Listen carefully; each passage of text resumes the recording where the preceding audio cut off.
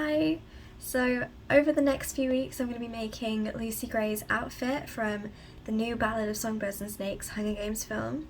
I'm going to do it in a little bit of a vlog style, so there'll be multiple videos if you want to come back and watch them.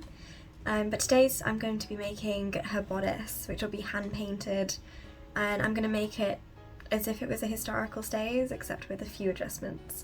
So we shall see how it goes. Right, so to start off I used an old Ralph Pink pattern, which was a stays, which kind of gave the element of the historicalness to the pattern because it's all boned, which makes it a little bit more comfortable to wear and allows it to look a little bit more like the film version. So I adapted that pretty much from the pattern, and you can see me adding separate panels on and cutting them off and then just constantly going up to the mirror and checking it, because that was really the most important part, was to make sure that it looked the same or very similar on me as it did on Rachel in the film.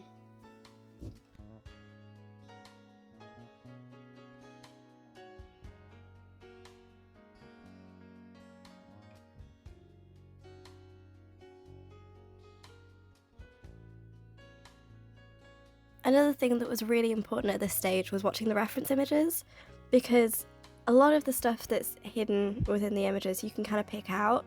So I had a little bit trouble later on, as you'll see, trying to figure out the painting that goes up the side of the bodice, which was a little bit hidden in the trailer, but I found some reference images from someone at a museum.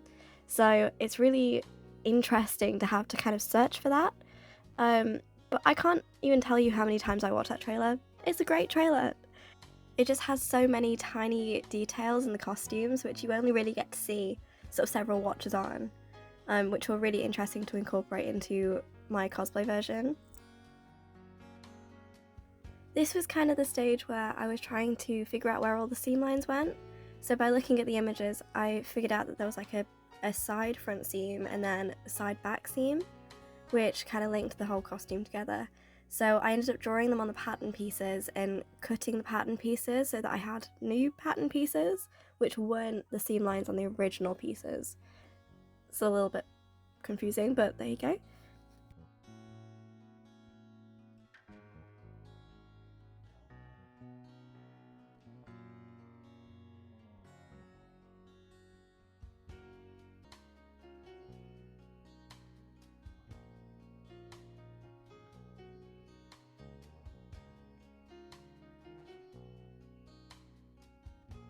Next, I drew on new bone lines, which I went sort of vertically down the front of the bodice, which allowed it to have no wrinkles when it was worn, pretty much.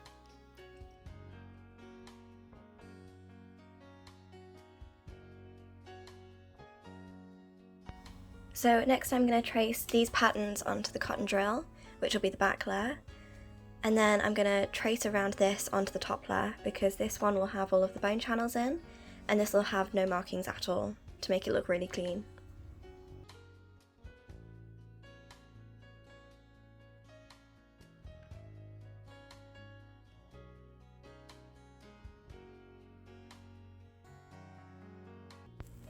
Okay, so I think I've marked all of the bone channels correctly. I'm not entirely sure, I guess we'll figure that one out. But next I'm gonna mark out on here, or trace all of these pieces. This will be the outside layer, so it won't have any markings on it at all, and all of these bone channels will be hidden behind the leather anyway, so if I make any big mistakes, you're probably not going to see them. I'm going to kind of hope that I don't, but we will see. This just took a lot of time. I mean, as you can see, I was trying to space out the bone channels a little bit around the bust area, and then having them more sort of together at the front, because historically you would have for all intents and purposes, a stick down the front of the stays, which would allow it to stay flat. But in this version I didn't have that, so I was trying to simulate it in that way. I was also, on the back, I tried to make them slightly closer together with just one row gap in between them. This was mainly to save material, but also it didn't really need it. And then along the panels at the back, I decided to put lots of channels just to make sure that the eyelets were more supported and that it could be a fully functioning garment.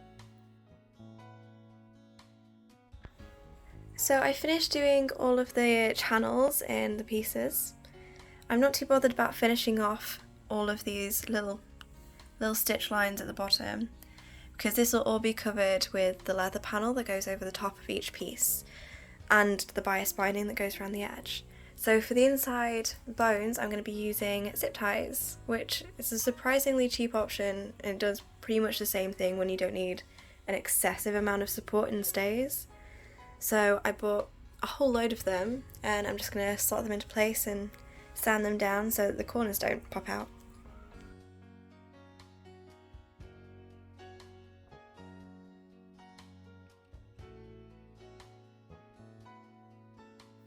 There was a lot of bone channels on this project, just a whole load of them, so it took me a while to just sit and sew them all. But then again, I kind of find it oddly relaxing, so it wasn't too bad, and I just watched a lot of TV. Just as a little note, if anyone ever tries to attempt this, I kept finding these tiny bits of black zip tie plastic for ages after I finished this. So they never go away, they're just too tiny and they refuse to be vacuumed.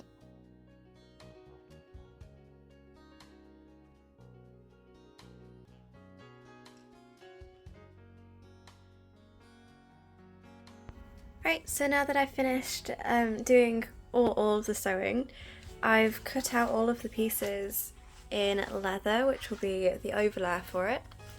And they're all slightly bigger than the panel that they're meant for, so that I can do the base layer of the cream greyish colour and then sew them on around the outside and kind of cut them to shape, because when you put the bones in, it moves and manipulates the material, so it's often not the same size as it was in the pattern, and mine shrank a little bit, so this is just an easier way to make sure that everything lines up. And once this is on, I can paint the actual drawing and the flowers and everything. So here I ended up adding the leather layer on top of the base layer and then sewing along the purple seam lines after I cut them in place, and then just re-trimming it to make it look like it does in the film. So that you could see them and it kind of matched the way that it looks in the film.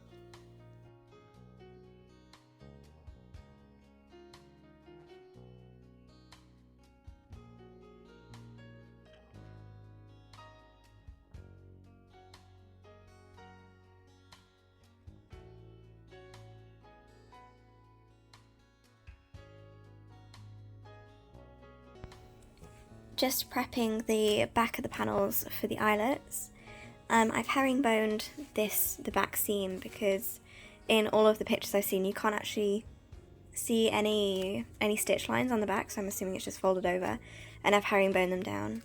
I've also started to, whatever that one's called, I can't remember what it's called, be like flat, like rolled hem, that one, on the felled seams. I have a feeling it might be felled seams, I will have to check that later, on both of the sides as well, but I have yet to finish them on this side. So I'm going to go ahead and put the eyelets in now.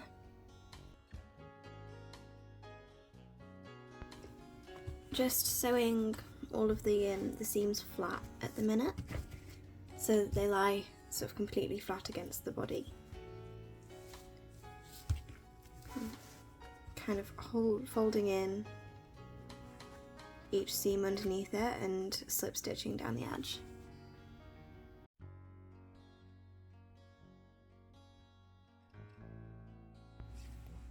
So next up I'm going to do the binding. I got this before I started the project and I thought it would be the right width, but on the original picture it's kind of the same width as this bit. So I'm going to fold it over and iron it again so that it's like that on both sides, and then at least it's kind of the same width that it's meant to be, and it'll also make it a little bit, hopefully a little bit smoother, but we'll see. This absolutely killed my hands, but I think it was well worth it. The leather was a little bit tough to sew through.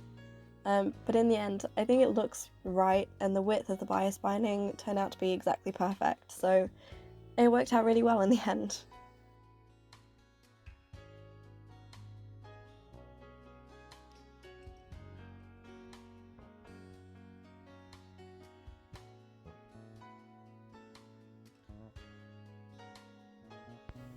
I made these templates using loads and loads of reference images, so I'm pretty happy with how they are currently, just like the basic shapes, so that I can transfer them onto the whole bodice.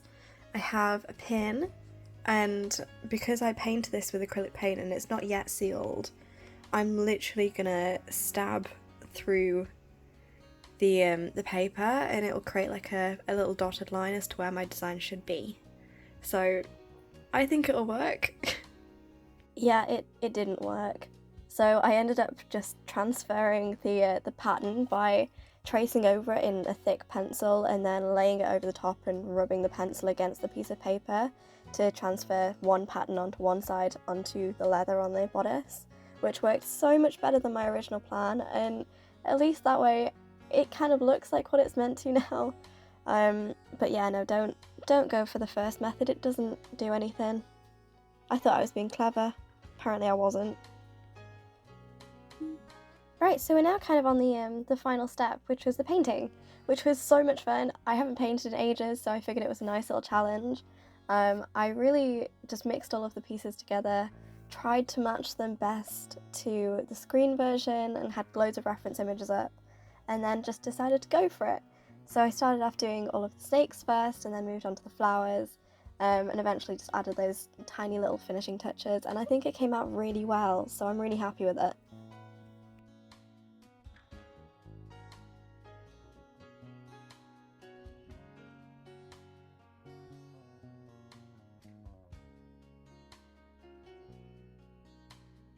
This was one of those pieces where, as you were painting it, you were realising so many tiny little details that the costume designers just kind of like stuck in. And I mean, the snakes as the bow was just so beautiful. And I loved painting those.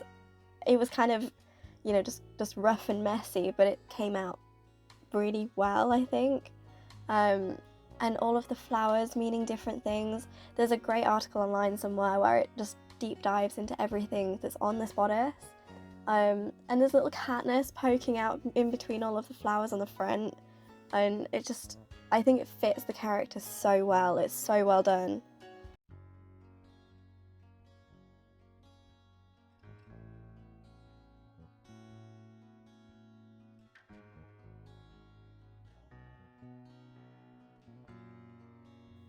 This would be also a great time to say that there are a lot more images of what I've done on my Instagram if anyone wants to go and have a look. I'm Jenny's Designs and Costuming, which is also in the description.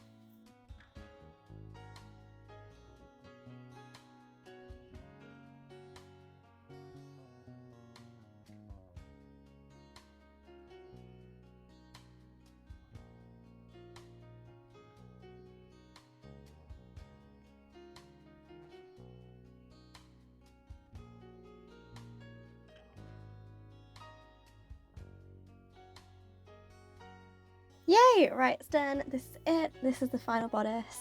I'm so happy with how it turned out. I posted it on my Instagram just to make it even better. Rachel liked it, and so that just made my week. I am really happy with it. If there's anything else anyone wants to ask questions about, you can just pop them in the description, comment section. And yeah, just follow me on Instagram. I'll be posting the skirt tutorial and the blouse tutorial probably next week, so make sure you subscribe and you can come back for those. Thanks so much for watching.